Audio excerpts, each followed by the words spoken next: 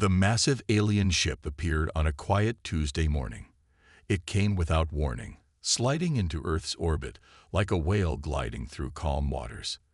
The ship was beautiful, all curved lines and shimmering surfaces that seemed to pulse with soft, rainbow-colored light. Linda Nash stood at the main window of the International Space Station, her coffee floating forgotten beside her. After 15 years of working as a cultural officer, she had imagined this moment countless times, but nothing had prepared her for the reality of it. "Are you seeing this?" she asked, her voice barely a whisper. Behind her, Peter Martinez tapped furiously at his tablet. As the station's diplomatic liaison, he had trained for first contact scenarios, but his hands shook slightly as he worked. "Every telescope on Earth is pointed at it right now.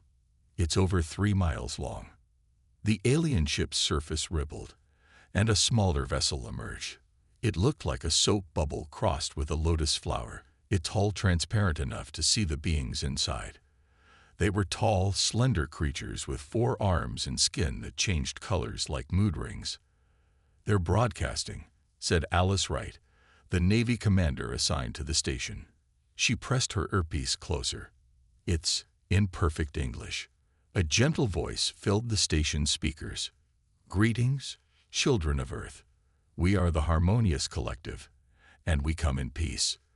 Linda watched as Peter straightened his uniform. "Well," he said with a nervous smile, "at least they didn't say, 'Take me to your leader.'" The next 48 hours passed in a blur of activity. The aliens, who called themselves the Harmony, requested a small delegation to visit their ship. After much debate, Earth's governments chose Linda, Peter, and Commander Wright as their representatives. As their shuttle approached the alien vessel, Linda studied the document in her hands. The Harmony had sent over information about their civilization, a vast federation of peaceful species spanning 3 galaxies. They had achieved perfect unity, ending all conflict through cooperation and understanding. The shuttle passed through what felt like a curtain of warm water, and they were inside the alien ship. The dock was a garden of strange, bioluminescent plants and flowing water. 3 of the tall aliens waited for them, their skin shifting through shades of blue and green. The tallest one stepped forward, its 4 hands clasped in what seemed like a greeting. "I am Ambassador Exiltary. Welcome aboard the Heart of Peace." Linda noticed how the ambassador's skin rippled with tiny patterns when it spoke. She bowed slightly. "Thank you for your welcome. I'm Linda Nash, Cultural Officer. This is Diplomatic Liaison Peter Martinez and Navy Commander Alice Wright." The ambassador's skin flickered briefly to orange when Alice was introduced. "Ah, yes. We have been studying your species." They were led through corridors that seemed to grow and change as they walked. Everything was alive, Linda realized. The ship itself was some kind of massive living organism. "Your civilization is unique," Exiltary said as they entered what appeared to be a meeting room. The walls were soft and pearly, with floating lights that drifted like jellyfish. "In all our exploration, we have never encountered a species quite like yours." Peter smiled proudly. "We've made great strides in technology and culture. We look forward to learning from the collective." "Yes." The ambassador's skin shifted to a deep purple. "But we are concerned. Your history, it troubles us greatly." Linda felt her heart sink. She had worried about this. "Every species has its dark chapters," she said carefully. "You misunderstand." Exiltary waved a hand, and the air filled with holographic images, scenes from human history. "Your entire evolution is based on conflict. You developed through warfare. Every major advancement in your civilization came from trying to fight more effectively." Alice shifted uncomfortably in her seat. "We've moved past that. Earth is more peaceful now than ever before. And yet you maintain armies, weapons. Your very language is filled with references to violence." The ambassador's skin was now a swirling mix of red and black. "Even your games teach children about strategy and combat." "Those things help us protect peace," Peter argued. "They're defensive measures." "Are they?" Another alien stepped forward, its skin a troubled gray. "We have observed your entertainment. Your stories glorify conflict. Your heroes solve problems through force. Even your sports are simulated combat." Linda leaned forward. "Ambassador, with respect, you're only seeing one side of humanity. Yes, we have capacity for violence, but we also have art, music, poetry. We create beautiful things. We explore space out of curiosity, not conquest. And yet your space vessels carry weapons," Exile Terry noted. "Even this, Navy commander. Why send a military officer to a peaceful meeting?" "Standard protocol," Alice said stiffly. "For safety." "Safety," the ambassador repeated, skin shifting to a deep, troubled blue. "You see, always preparing for conflict, always ready for violence." Linda watched the alien skin colors shift and swirl. She was starting to understand that their colors showed their emotions. Right now, none of those emotions seemed positive. "Perhaps we should focus on what we have in common," she suggested. "Your ships are amazing. The biological technology you use. We have scientists studying similar concepts." "Yes," Exile Terry said slowly. "Your genetic research, another troubling area. You alter life itself, seeking to improve it by your own definition." Peter looked confused. "Isn't that what all advanced species do? Learn to shape their environment?" The ambassador's skin went completely still, turning a pale, milky white. "There are things that should not be shaped, Diplomat Martinez. Things that should be left to develop naturally." Linda felt a chill run down her spine. There was something in the ambassador's tone, something that hinted at deeper meanings. But before she could pursue that thought, alarms began blaring throughout the ship. The walls themselves seemed to pulse with red light. The alien skin all shifted to bright yellow with black spots. "Fear," Linda guessed. "What's happening?" Alice stood up, her military training kicking in. One of the other aliens was moving its hands through the air, interfacing with invisible controls. "A ship has appeared near your moon. It's firing weapons." The ambassador's skin went pure white. "We don't understand. We announced our presence. We followed all peaceful protocols. Why would anyone attack?" Linda watched as Alice and Peter exchanged looks. They all knew Earth had no ships capable of reaching the moon that quickly. This was something else. Someone else. "Let us help," Alice said firmly. "Show us what's happening." The air filled with a tactical display. A massive ship, dark and angular, was launching what looked like missiles toward Earth.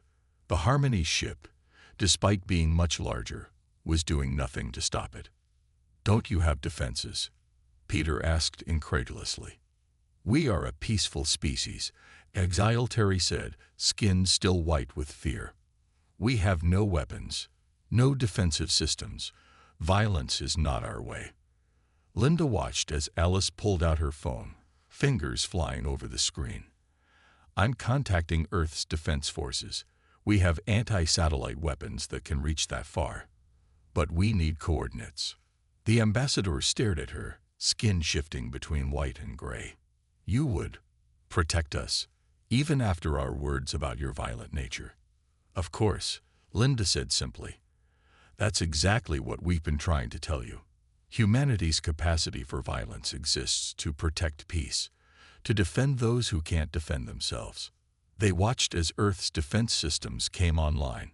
A series of ground-based lasers fired, followed by interceptor missiles. The attacking ship took several hits before retreating, vanishing as quickly as it had appeared. The alien skin slowly shifted to new colors, soft oranges and pinks that Linda hadn't seen before. The ambassador turned all four hands palms up in what seemed like a gesture of humility. "Perhaps," Exile Terry said quietly, "we have more to learn from humanity than we realized." Linda smiled. "And we have much to learn from you. That's what first contact should be about. Different species teaching each other, growing together." The ambassador's skin settled into a warm golden color. "Yes, though I must admit, I never expected to learn my first lesson about peace from a species we considered too violent to join our collective. That's humanity for you, Peter said with a slight grin. We're full of surprises. As they continued their discussions, Linda couldn't shake the feeling that this was just the beginning. The ambassador's earlier words about genetic research and natural development kept nagging at her. There was more to the harmonious collective than they were sharing. Some secret that might explain their strange reaction to humanity's warlike history. But those were questions for another day. Right now, they had a first contact to salvage and a bridge to build between two very different ways of life. Linda looked out at the Earth floating below them and smiled. It was going to be an interesting job. Daniel Clark had been staring at his computer screen for so long that his eyes hurt. As the lead computer specialist for the first contact team, he had spent the last week studying the database the Harmonious Collective had shared with Earth. Something about their files didn't add up. Found anything interesting? Dr. Catherine Bell walked into his office, carrying 2 cups of coffee. She was the team's xenobiologist, studying the aliens' unique biology. Daniel rubbed his tired eyes. Maybe. Their database is huge, but there are gaps. Like someone took out specific pieces of information. Catherine sat down beside him, pushing one of the coffee cups his way. What kind of gaps? Their history mostly. They talk about achieving peace, but they never explain how. He pointed to his screen. And look at this. There's a whole section of encrypted files labeled Project Seedling. Catherine leaned closer to look. Her eyes widened slightly. That's interesting. I've found some gaps too, in their genetic records. Before they could discuss it further, Linda Nash appeared in the doorway. After the incident with the mysterious attacking ship 2 weeks ago, she had been working closely with Ambassador Exile Terry. We have a problem, Linda said, her face serious. The ambassador's skin has been showing stress patterns ever since our scientists started analyzing their genetic database. Daniel turned his computer screen toward her. Maybe it's because of this. I've been trying to crack these encrypted files, and I think I finally got in. The 3 of them gathered around the screen as Daniel opened the first decoded file. The text was in English. The Harmony's translation systems were very good, but what they read made little sense at first. Project Seedling, Catherine read aloud. Phase 1. Distribution of genetic markers across suitable planets. Phase 2. Monitoring of natural evolution. Phase 3. Collection and analysis of results. Linda's face went pale. Are they saying what I think they're saying? Daniel opened more files. They've been running experiments. Long-term genetic experiments on developing species. Catherine quickly pulled up her own research on her tablet. Look at this. I've been studying the DNA patterns of the Harmony and other collective species. They're all missing certain genetic markers, ones that humans still have. What kind of markers? Linda asked, though her voice suggested she already knew the answer. Aggression. Competition. Fight or flight responses. Catherine's fingers flew across her tablet. Every species in the collective has had these traits literally edited out of their genetic code. Daniel found another file, this one containing old video recordings. The images showed earlier versions of the Harmony. Their bodies more muscular, their skin patterns sharp and aggressive. They were fighting wars, just like humans had. They didn't achieve peace, Linda whispered. They engineered it. But why leave us with these traits? Catherine wondered. If they were going around editing species. Daniel's computer beeped as it decoded another file. Here's why. We were the control group. The new file contained detailed notes about Earth, about humans. The Harmony had been watching them for thousands of years, studying how a species would develop if left with its natural aggressive instincts. Linda stood up suddenly. We need to talk to the ambassador. Now. They found Terry in the botanical garden that had been set up for the Harmony delegation. The ambassador's skin was a troubled mix of gray and purple when they entered. You know, Linda said, it wasn't a question. The ambassador's skin rippled. We wondered when you would discover the truth. Your species has always been surprisingly clever. Why? Linda asked. Why do this to other species? Why watch us struggle with war and violence when you could have helped? Because we needed to know if we were right. Exile Terry's skin shifted to a deep blue. 10,000 years ago, our species nearly destroyed itself in war. We discovered genetic engineering and used it to remove our capacity for violence. Then we did the same for other species we met. But you kept us violent on purpose, Daniel said, his voice hard. You watched us fight and kill each other as some kind of experiment. The ambassador's skin showed swirls of black. We needed to know if peace through engineering was better than peace through natural development. You were not the only control group, but you were the most successful. Catherine stepped forward. Successful at what? At finding balance. Kyle Terry gestured to the window toward Earth below. Other unmodified species destroy themselves. But humans, you learned to channel your aggression, to use it for protection rather than destruction. When you defended us from that attack 2 weeks ago, that was something no collective species can do anymore. Linda's mind was racing. The attack. Was that part of your experiment too? No.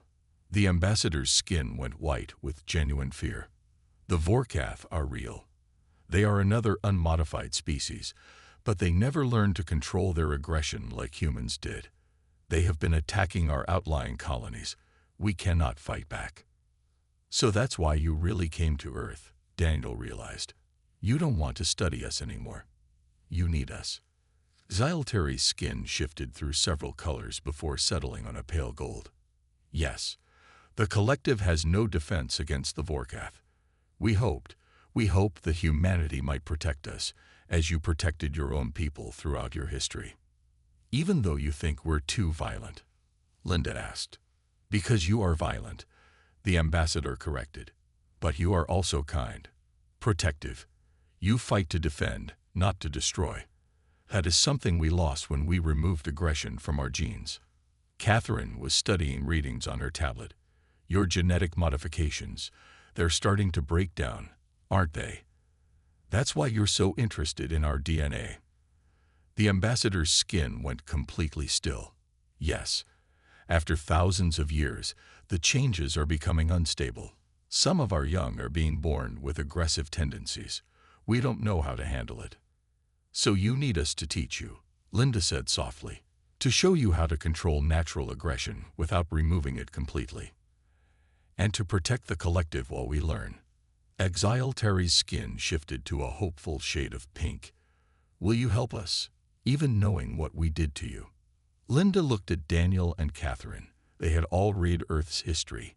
They knew how humans usually reacted to being experimented on, to being watched and studied like lab animals.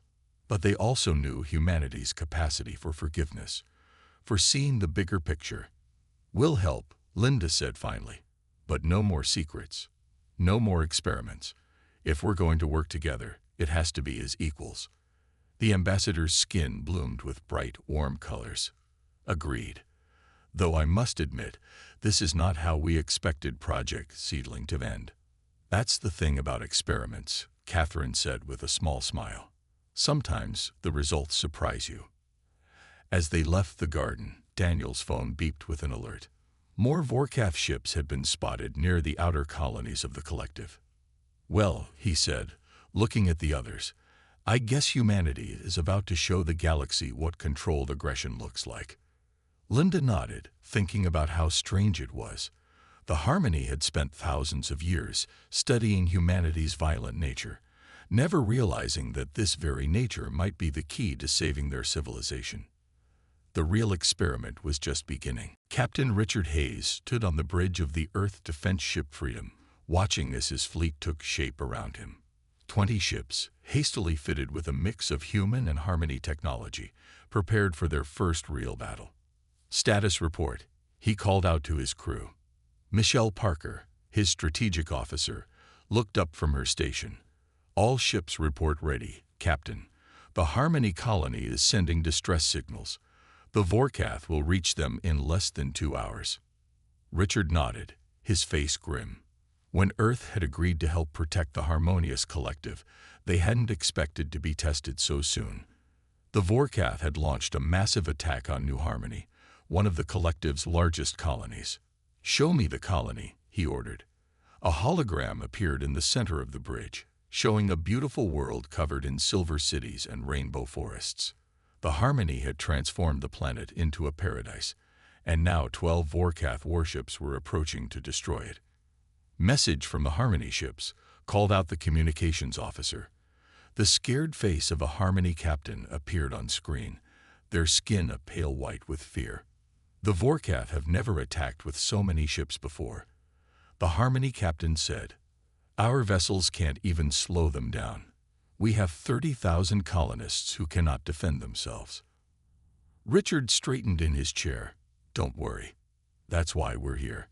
Just focus on evacuating anyone you can. We'll handle the Vorkath." The Harmony captain's skin showed swirls of doubt, but they nodded and ended the transmission. Michelle walked up to Richard's chair, holding her tablet.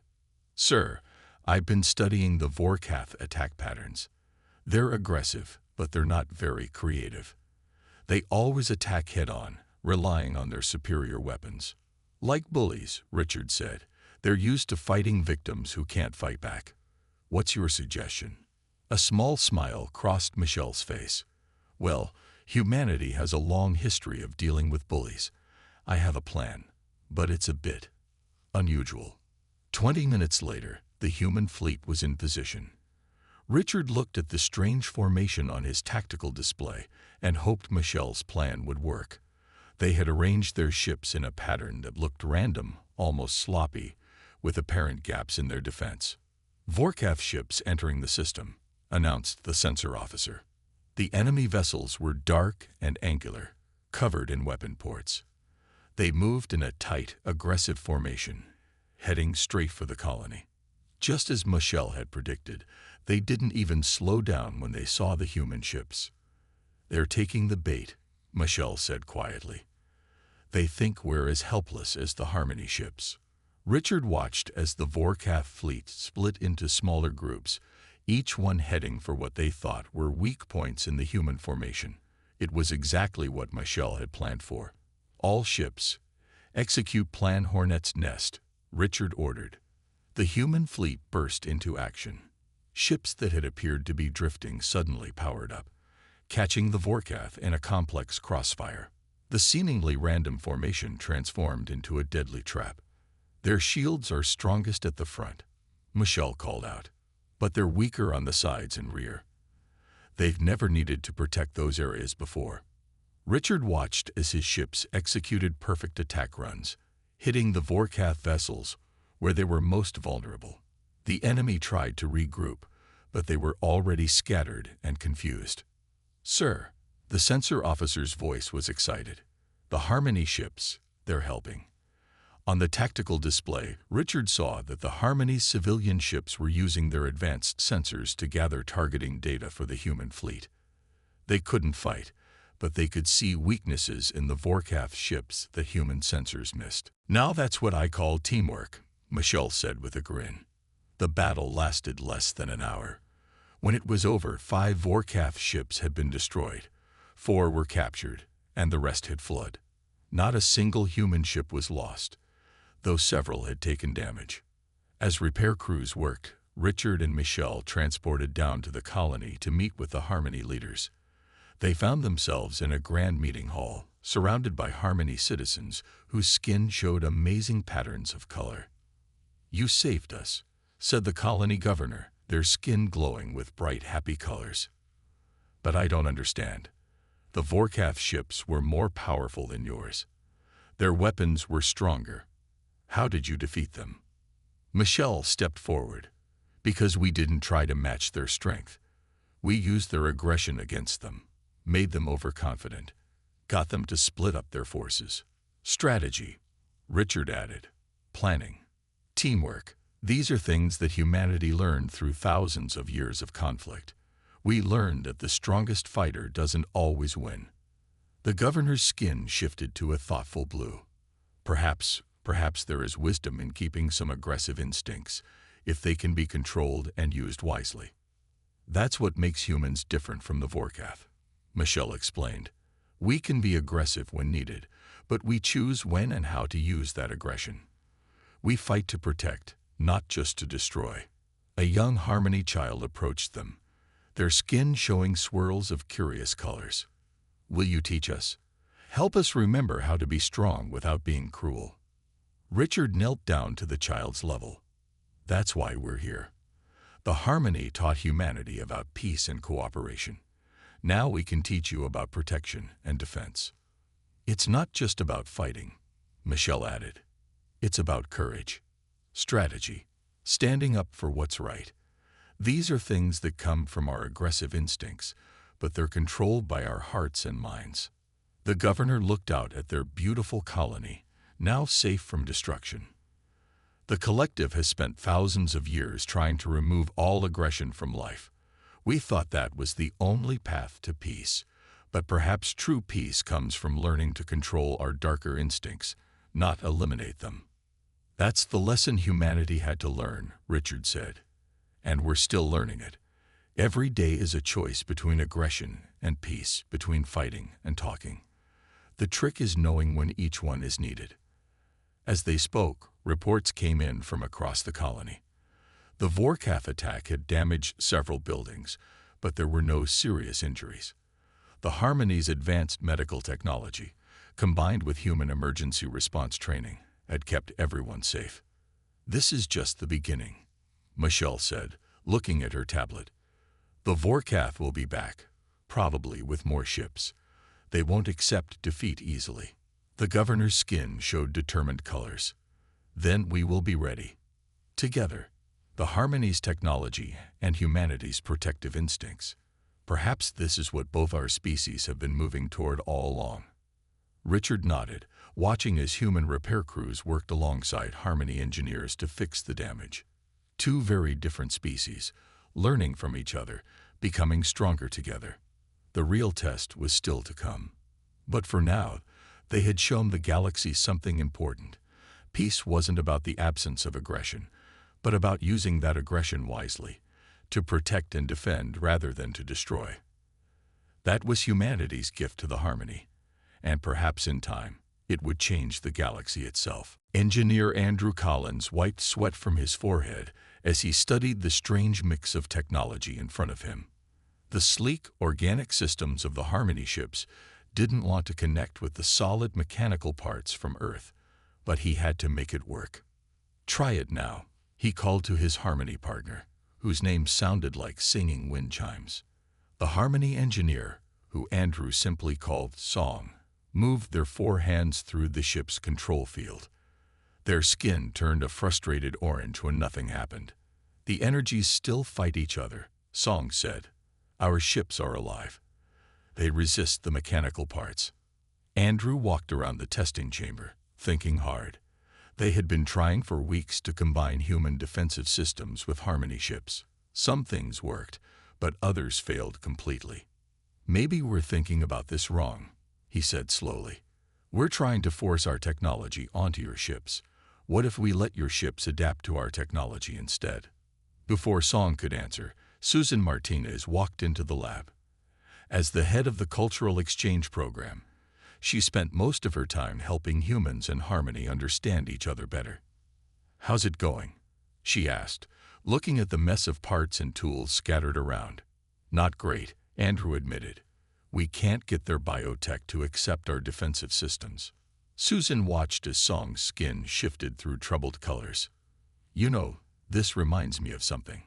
When we first started the exchange program, we had similar problems. The Harmony couldn't understand human anger until we stopped trying to explain it and just let them experience it safely. Andrew's eyes lit up. That's it. Song, what if we let your ship experience our technology first?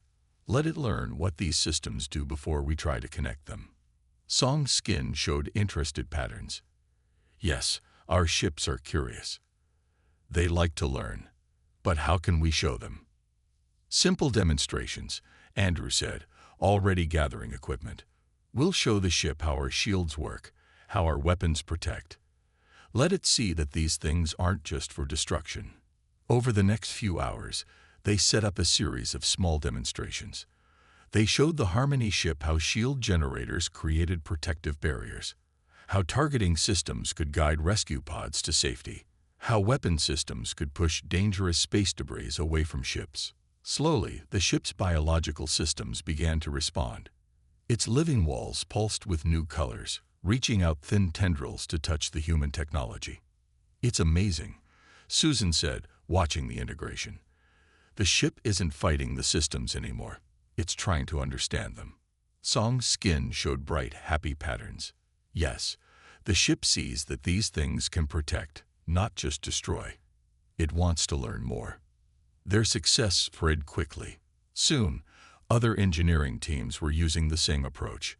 Harmony ships began accepting human defensive systems, creating new combinations that neither species had imagined before. But the changes weren't just happening in technology. The daily interaction between humans and Harmony was changing both species. In the station's dining hall, Susan watched as a group of Harmony youth asked a human security team to teach them basic self-defense moves. Their parents, instead of being horrified, showed colors of approval. "They're learning balance," one Harmony parent told Susan, their skin a thoughtful blue. "How to be strong without being cruel. How to protect without harming." Meanwhile, humans working with the Harmony were learning new ways of solving problems. The aliens' natural ability to sense emotions through skin colors was helping humans understand each other better. "It's like they're teaching us to be more peaceful," Susan said to Andrew one day, "while we're teaching them to be more protective." Andrew nodded, watching as Song taught a human engineer how to communicate with the living ships. Two extremes finding middle ground. Who would have thought our species would fit together so well? But not everything was perfect. Some humans still distrusted the Harmony's past genetic experiments. Some Harmony still feared humanity's aggressive nature. Susan spent much of her time helping both sides work through these fears. "Change isn't easy," she told a mixed group during one of her cultural sessions. "But look at what we've accomplished already. Harmony ships that can defend themselves. Humans learning to sense emotions better. We're both growing." The real test came when a group of young Harmony, born with the unstable genetic modifications, began showing aggressive tendencies. Instead of trying to suppress these traits, their parents asked human teachers to help the children control and channel their feelings. Susan watched as Linda Nash worked with these children, teaching them the same emotional control techniques used in human schools. The children's skin showed amazing new color patterns, mixing their natural peaceful shades with stronger, more dynamic ones. "They're not becoming violent," Linda explained to worried Harmony leaders. "They're becoming complete, learning to accept all parts of themselves, just as humanity had to do." Andrew saw similar changes in the ships. As more Harmony vessels integrated human technology, they developed new abilities. They could now create defensive barriers that didn't just block attacks, but could redirect energy into healing damaged systems. "Your ships are teaching our technology to be more efficient," he told Song one day. "They're finding ways to use defensive systems that we never thought of." Song's skin showed proud colors. "And your technology is teaching our ships to be more decisive. They now understand that sometimes quick action is needed to protect life." The integration reached a new level when the first joint human Harmony ships were built. These vessels combined the best of both species, the living technology of the Harmony with the protective systems of humanity. They were beautiful and strong, just like the partnership that created them. Susan stood with Andrew and Song in the observation deck, watching as the first joint ship took its test flight.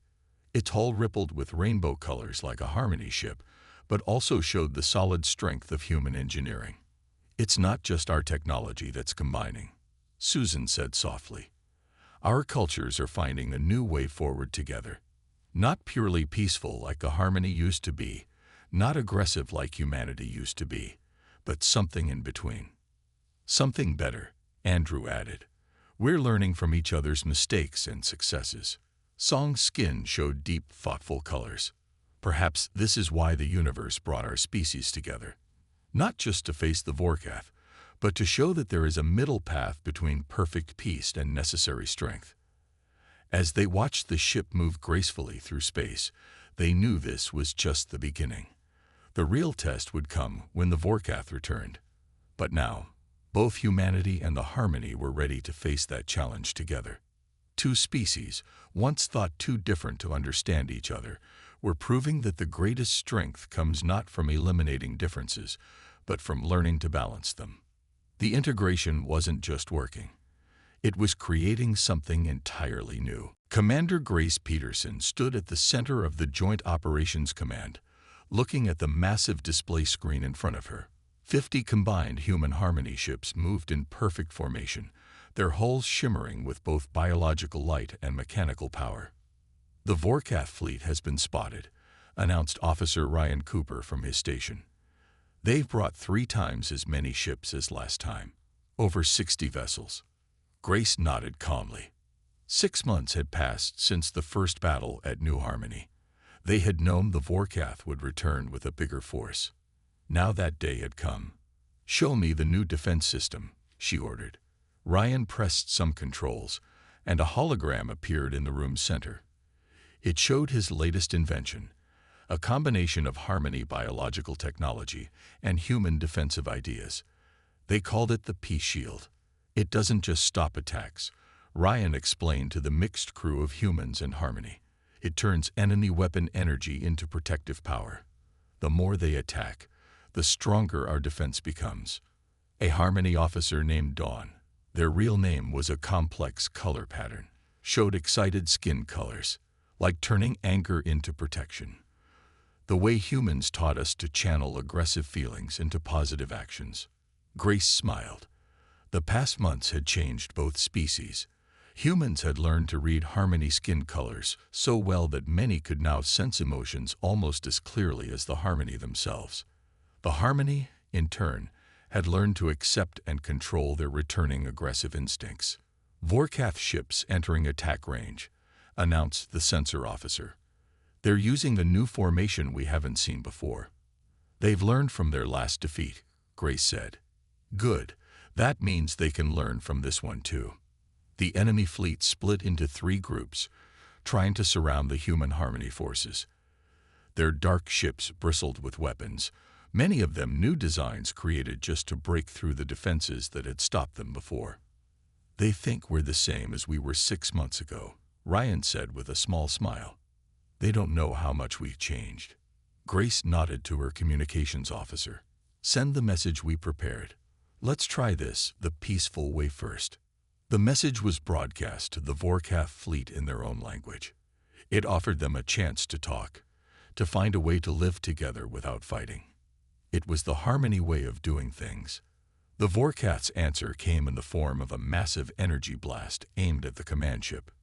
"Peace shield engage," Ryan announced calmly. The blast hit their ship, but instead of causing damage, the energy rippled across the shield in beautiful patterns. The shield absorbed the power, grew stronger, and gave off a soft, peaceful light.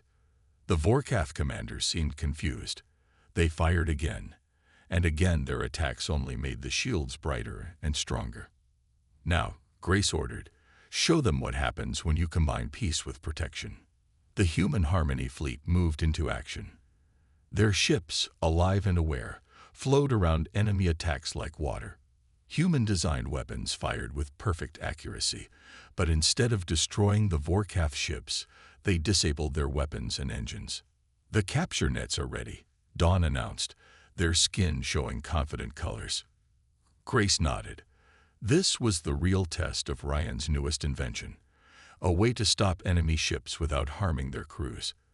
The nets were made of living energy, similar to the Harmony ships' own biological systems. One by one, the Vorkath ships found themselves caught in glowing webs of energy. The nets didn't hurt their ships but made it impossible for them to fight or run away. "First wave of enemy ships captured," Ryan reported. "Their crews are confused. They've never seen weapons that don't try to kill them." That confusion grew as the human Harmony fleet continued their unusual attack. Instead of destroying the Vorkath ships, they systematically disabled and captured them. It was a show of power, but also of mercy. After 2 hours of battle, not a single ship had been destroyed on either side. The entire Vorkath fleet was either caught in energy nets or had surrendered. "Open a channel to their command ship," Grace ordered. The face that appeared on the screen was alien, sharp-featured and angry-looking. The Vorkath commander spoke in a harsh voice. "Why didn't you destroy us? You had the power." "Because that's not our way anymore," Grace answered. "The Harmony taught us that peace is strength. We taught them that protection doesn't always mean destruction. We're offering you a choice," Ryan added. "Keep fighting us and losing, or learn a new way with us. Your species has the same aggressive instincts as humans. We can help you learn to control them, to use them wisely." The Vorkath commander was quiet for a long moment. "You would teach us after we attacked you." Dawn stepped forward, their skin showing gentle, welcoming colors. The Harmony once tried to remove all aggression from the galaxy. They learned that was wrong. Humans showed us that aggressive instincts, properly controlled, can protect peace instead of destroying it. "Your choice," Grace said simply. "Learn to grow with us or keep fighting alone." Hours later, as the Vorkath crews were being peacefully transferred to holding areas, Grace stood with Ryan and Dawn in the observation room. They watched as repair teams, human, Harmony, and even some volunteer Vorkath engineers worked together to fix the minor damage from the battle. "Do you think they'll really change?" Ryan asked. Dawn's skin showed hopeful colors. The Harmony changed. Humans changed. Why not the Vorkath too? Grace smiled as she watched the activity outside. 3 species working together, each bringing their own strengths. The Harmony's wisdom and biological technology. Humanity's protective instincts and strategic thinking. And now, perhaps, the Vorkath's strength and determination could be turned to better purposes. "This is what Earth's old stories got wrong about alien contact," she said. "They always thought it would end in either war or perfect peace. They never imagined this. Different species teaching each other, growing together, finding a balance between aggression and peace. Finding harmony," Dawn said, their skin glowing with joy. "Real harmony, not the artificial peace we tried to create before." As they talked, more ships appeared in the distance, regular transport vessels from Earth and the Harmony worlds. News of the victory had spread fast. But this time, it wasn't just a victory of weapons and strategy. It was a victory of understanding. The galaxy was changing. Species that once would have destroyed each other were learning to work together. The Harmony's dream of peace was being fulfilled, but not in the way they had expected. And humanity's aggressive nature had found its true purpose, not in war, but in protecting the peace that all species deep down wanted to achieve. It wasn't the end of conflict in the galaxy, but it was the beginning of something new, a way of living that balanced the need for peace with the need for protection. A harmony that grew from understanding and acceptance, not from trying to change what nature had created. The children of 2 worlds had grown up and found their place in the universe, and perhaps in time they would help others find their place too. Grace looked at the stars beyond the ships.